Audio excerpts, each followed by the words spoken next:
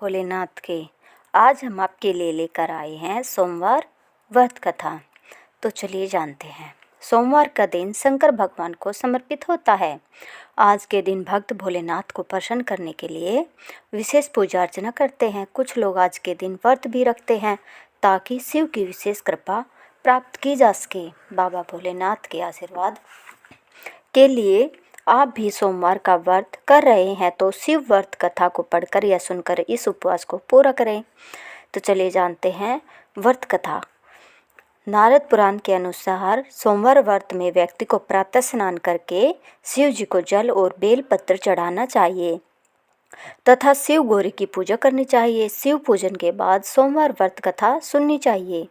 इसके बाद केवल एक समय ही भोजन करना चाहिए। साधारण रूप से सोमवार का व्रत दिन के तीसरे पहर तक होता है, मतलब शाम तक रखा जाता है। सोमवार व्रत 3 प्रकार का होता है: प्रति सोमवार व्रत, सौम्य प्रदोष व्रत और 16 सोमवार का व्रत। इन सभी व्रतों के लिए एक ही विधि होती है। तो चलिए जानते हैं व्रत कथा के बारे में। एक समय की बात है, किसी नगर में एक साहूकार रहता था। उसके घर में धन की कोई कमी नहीं थी, लेकिन उसकी कोई संतान नहीं थी। इस कारण वह बहुत दुखी था। पुत्र प्राप्ति के लिए वह प्रत्येक सोमवार व्रत रखता था और पूरी श्रद्धा के साथ शिव मंदिर जाकर भगवान शिव और माता पार्वती की पूजा करता था। उसकी भक्ति देखकर एक दिन माँ पार्वती प्रसन्न हो गई और भगवान शिव से उस साहूकार के मनोकामना पूर्ण करने का आग्रह किया। पार्वती जी की इच्छा सुनकर भगवान शिव ने कहा कि हे पार्वती, इस संसार में हर प्राणी को उसके कर्मों का फल मिलता है और जिसके भाग्य में जो हो उसे भोगना ही पड़ता है। लेकिन पार्वती जी ने साहूकार की भक्ति का मान रखने के लिए उसकी मनोकामना पूर्ण करने की इच्छा जताई। माता पार्वती के आग्रह पर शिव जी ने साहूकार को पुत्र प्राप्ति का वरदान तो दिया, लेकिन साथ ही यह भी कहा कि उसके बालक की आयु केवल 12 वर्ष की होगी। माता पार्वती और भगवान शिव की बातचीत को साहूकार सुन रहा था। उसे ना तो इस बात की खुशी थी और ना ही दुख। वह पहले की भांति शिव जी की पूजा करता रहा।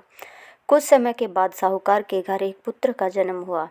जब वह बालक 11 वर्ष का हुआ तो उसने उसे पढ़ने के लिए काशी भेज दिया गया। साहूकार ने पुत्र के मामा को बुलाकर उसे बहुत सारा धन दिया और कहा कि तुम इस बालक को काशी विद्या प्राप्ति के लिए ले जाओ और मार्ग में यज्ञ कराना। जहाँ भी यज्ञ कराओ वहाँ ब्राह्मणों को भोजन कराते और दक्षिणा देते हुए जाना। दोनों मामा भांजे इसी तरह यज्ञ कराते और ब्राह्मणों को दान दक्षिणा देते काशी की ओर चल पड़े। रात में एक नगर पड़ा जहाँ नगर के राजा की कन्या का विवाह था, लेकिन जिस राजकुमारी से उसका विवाह होने वाला था वह एक आँख से काना था। राजकुमार के पिता ने अपने पुत्र के काना होने की बात को छुपाने के लिए एक चाल सोची। साहूकार के पुत्र को देखकर उसके मन में एक विचार आया। उसने सोचा, क्यों न इस लड़के को दूल्हा बनाकर राजकुमारी से विवाह करा दूं। विवाह के बाद इसको धन देकर विदा कर दूंगा और राजकुमारी को अपने नगर ले जाऊंगा। लड़के को दूल्हे के वस्त्र पहनाकर राजकुमारी से विवाह कर दिया गया। लेकिन साहूकार का पुत्र ईमानदार था। उसे यह बात न्याय संगत नहीं लगी। उसने अवसर पाकर राजकुमारी की चुन्नी के पल्ले पर लिखा कि तुम्हारा विवाह तो मेरे साथ हुआ है, लेकिन जिस राजकुमार के संग तुम्हें भेजा जाएगा वह एक आँख से काना है। मैं तो काशी पढ़ने जा रहा हूँ। जब राजकुमारी ने चुन्नी पर लिखी बातें पढ़ी तो उसने अपने माता पिता को यह बात बताई। राजा ने अपनी पुत्री को विदा नहीं किया, जिससे बारात वापस चली गई। दूसरी ओर साहूकार का लड़का और उसका मामा काशी पहुँचे और वहाँ जाकर उन्होंने यज्ञ किया। जिस दिन लड़के की आयु 12 वर्ष की हुई उसी दिन यज्ञ रखा गया। लड़के ने अपने मामा से कहा कि मेरी तबीयत कुछ ठीक नहीं है। मामा ने कहा कि तुम अंदर जाकर सो जाओ। शिवजी के वरदान अनुसार कुछ ही देर में उस बालक के प्राण निकल गए। मर्द भांजे को देख उसके मामा ने विलाप शुरू किया। संयोगवश उसी समय शिवजी और माता पार्वती उधर से जा रहे थे। पार्वती ने भगवान से कहा, स्वामी, मुझे इसके रोने के सवर सहन नहीं हो रहा है। आप इस व्यक्ति के कष्ट को अवश्य दूर करें। जब शिवजी मर्द बालक के समीप गए तो वह बोले कि यह उसी साहूकार का पुत्र है जिसे मैंने 12 वर्ष की आयु का वरदान दिया था। अब इसकी आयु पूरी हो चुकी है।